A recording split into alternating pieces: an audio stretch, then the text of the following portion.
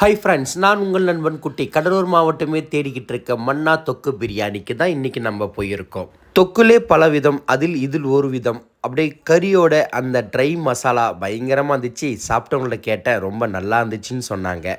தாராளமாக 1க்கு 2 பீஸ் வைக்கிறாங்க. பிரியாணி அப்படியே உதிரி உதிரியாக தெரிக்குது, என் மனசை பறிக்குது. அண்ணா ஒரு பிளேட் கொடுக்குன்னு சொன்னேன். அப்படியே ரைஸை வச்சு எனக்கும் 2 பீஸை வச்சு ஆனியனை வச்சு கொடுத்தாங்க பாருங்கள். சாப்பிட்டுட்டு சொல்கிறேன், வீடியோவை பாருங்கள்.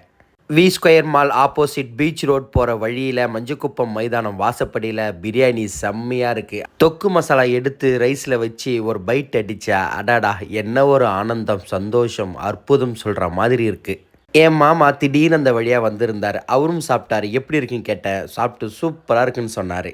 ஒரு கடையில் விருப்பமாக சாப்பிட்றவங்கள பார்த்தாலே தெரியும் அந்த பிரியாணியோடைய குவாலிட்டி எப்படி இருக்குன்னு சொல்லி. நம்ம ஸ்டைல் எப்போவுமே கொஞ்சமாக ஆனியனு, அந்த கறி, கொஞ்சமாக தொக்கு, அப்படியே பிரியாணி அள்ளி சாப்பிட்டா உண்மையிலுமே நல்ல ஒரு பிரியாணி தொக்கோடு சாப்பிட்ற மாதிரி இருக்குது. சாப்பிட்டு முடிச்சு மசாலா அதிகமாக இருக்குது, கொஞ்சம் ரைஸ் கொடுங்க கேட்டேன். தந்தாங்க. எனக்கு மட்டும்தான் தராங்க பார்த்தா இந்த கடையில் சாப்பிட்ற எல்லாருக்கும் தராங்க. நம்ம எப்போவுமே இந்த கடையிலேருந்து ஒரு 3 பார்சல் வாங்கி இல்லாதவங்களுக்கு கொடுக்குறோம். இன்றைக்கி இந்த கடை ஓனர் வரல, ஆனால் நான் ஒரு 3 பார்சல் வாங்கி கொடுக்குறேன்னு சொன்னேன். தம்பி, உங்கள் வீடியோவை பார்த்தேன், கண்டிப்பாக நீங்கள் வாங்கி கொடுங்கன்னு சொன்னார். சந்தோஷமாக கொடுத்தாரு. நானும் வாங்கி எல்லாருக்கும் கொடுத்தோம். இந்த கடைக்கு வாங்க.